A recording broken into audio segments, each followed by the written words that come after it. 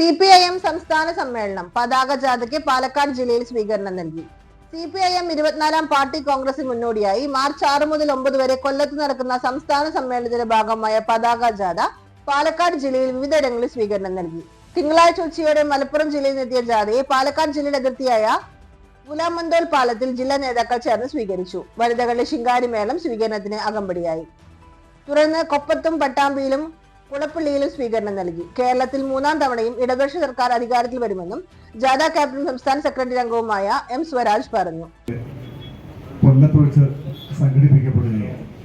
സംസ്ഥാന സമ്മേളനത്തിന് സമാപനം കുറിച്ചുകൊണ്ടുള്ള പൊതുസമ്മേളനം നടക്കുന്ന കൊല്ലം ആശ്രാമം മൈതാനത്തെ സീതാറാം യെച്ചൂരി നഗറിൽ ഉയർത്തുന്നതിനുള്ള രക്തപതാകയാണ് മിനിഞ്ഞാന്ന് വൈകുന്നേരം അനശ്വരരായ കയ്യൂർ രക്തസാക്ഷികൾ മഠത്തിൽ അപ്പുവിന്റെയും തിരുകണ്ഠന്റെയും കുഞ്ഞമ്പുവിന്റെയും അബൂബക്കറിന്റെയും സ്മരണകളിരമ്പുന്ന തേജസ്വിനി തീരത്തെ രക്തസാക്ഷി മണ്ഡപത്തിൽ വെച്ച് CPIMന്റെ സംസ്ഥാന സെക്രട്ടറി സഖാവ് MV ഗോവിന്ദൻ മാസ്റ്റർ ഞങ്ങളെ ഏൽപ്പിച്ച് കാസർഗോഡ്, കണ്ണൂർ, കോഴിക്കോട്, മലപ്പുറം ജില്ലകളിലെ പര്യടനം പൂർത്തിയാക്കി അല്പം മുമ്പ് പുലാമന്തോൾ വെച്ച് പാലക്കാട് ജില്ലയിൽ പ്രവേശിച്ച് ഇപ്പോൾ ഇവിടെ കൊപ്പത്ത് എത്തിച്ചേർന്നിരിക്കുന്നു. ഈ ജാഥയുടെ ഇന്നത്തെ സമാപനം വൈകുന്നേരം തൃശ്ശൂരിൽ വെച്ച് നടക്കും.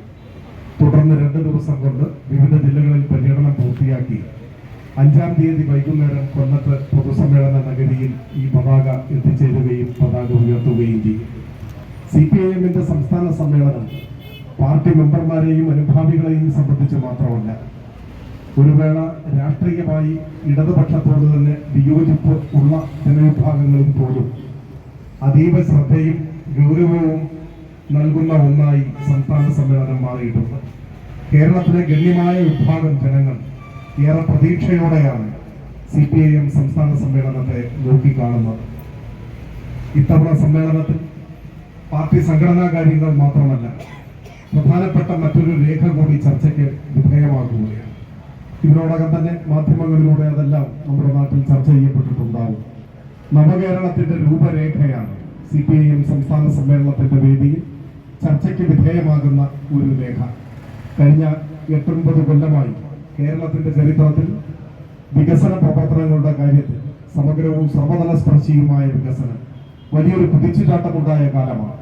വൻകിട പദ്ധതികളും ഏറ്റവും സാധാരണക്കാരായ ജനങ്ങളുടെ ജീവിതത്തിൽ അനുഭവേദ്യമാകുന്ന ക്ഷേമ പ്രവർത്തനങ്ങളുമെല്ലാം ഒരേപോലെ ഏറ്റെടുക്കാൻ കഴിഞ്ഞ ഗവൺമെന്റാണ് കേരളത്തിലെ ഇടതുപക്ഷ ജനാധിപത്യ മുന്നണിയുടെ ഗവൺമെന്റ്. ആ പ്രവർത്തനങ്ങളുടെ നേട്ടം അനുഭവിക്കുന്നവരാണ് കേരളത്തിലെ ജനങ്ങൾ.